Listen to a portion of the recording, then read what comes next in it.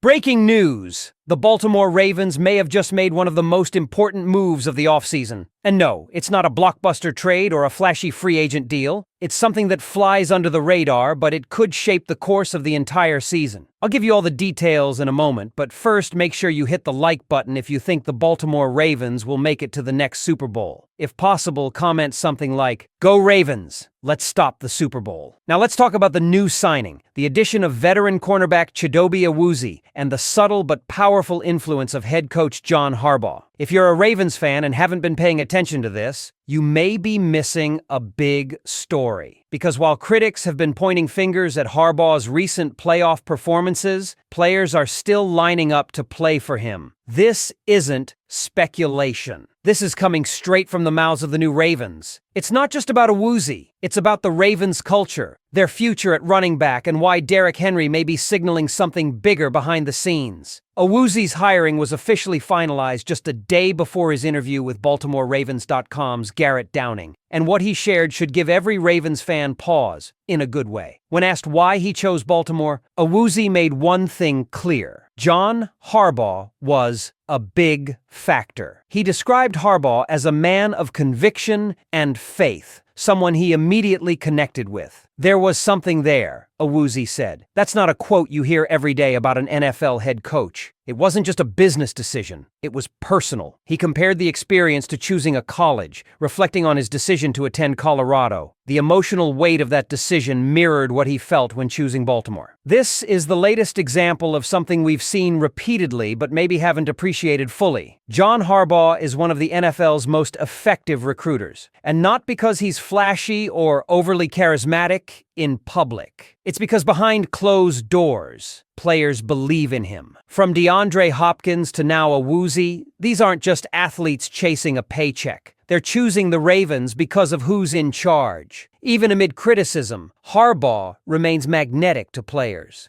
Awuzie is more than just a name, too. When healthy, he was one of the most reliable corners in the league, especially during his stint with Cincinnati before suffering an ACL tear. At 30 years old, he isn't being brought in to be CB1. He's slotted behind Marlon Humphrey and Nate Wiggins. That's the beauty of this signing. It doesn't rely on him to be a savior. He's depth, he's experience, and he's hungry. He even noted the infectious energy of Humphrey and said he's excited to bring some of his own to that locker room. Now here's the twist. Tennessee is still paying Awuzie $7.5 million this season. The Ravens? They got him on a veteran minimum deal. That's a steal by any metric. Think of it like this. Baltimore is paying practically nothing for a proven corner who wants to rejuvenate his career in a system designed to maximize his strengths. That's the Ravens way. Get value, add culture fits, and build a locker room that runs itself. Kevin Ostraker, host of the Locked On Ravens podcast, nailed it when he said this is a typical Ravens move that could pay dividends down the line. But let's not stop there. Because while the Awuzie signing was making waves quietly, something else happened that might have gone under the radar. Derrick Henry sold his home in Dallas. Why does that matter? Because there's strong speculation that he's looking for a new home in the Baltimore or DC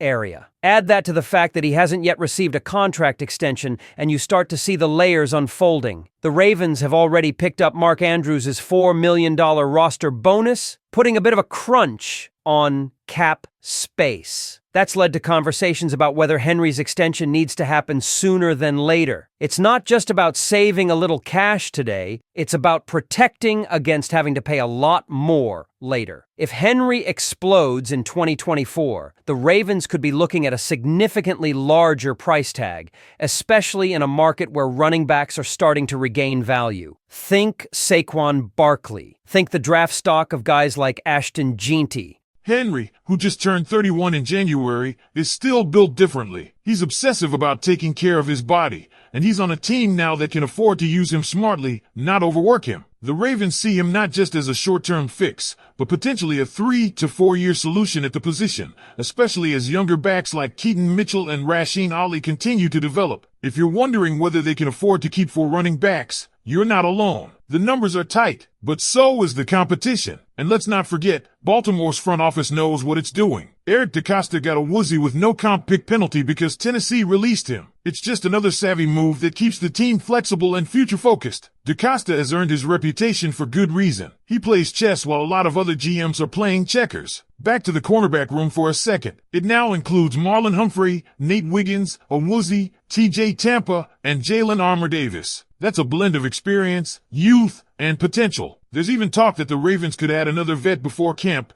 Don't expect a Jair Alexander-level signing, but someone on another minimum deal who can push the young guys and keep competition high. And the Ravens aren't done. There's still room to upgrade at safety, edge, and the interior offensive line. A vet safety could unlock more versatility from Kyle Hamilton, allowing Mike McDonald's defense, or what remains of it post-coordinator changes, to fully weaponize Hamilton's skill set pre-snap. There's also the looming question of the edge room. Can Odefoa or David Ohabo finally put it all together? If not, a trade isn't off the table. Remember, no one saw the Marquise Brown trade coming. The Ravens have 11 draft picks and flexibility. That means surprises are coming. And then there's the matter of Brandon Stevens. He's out, and it's not just a depth move, it's an upgrade. Let's be real. Stevens gave up the second most passing yards in the NFL last season. Owuzie is a better fit, a better player when healthy, and more reliable in high-pressure moments. The Ravens don't need a shutdown CB3. They need consistency, and that's exactly what they're getting. So here's the bottom line. Baltimore isn't making flashy headlines every day,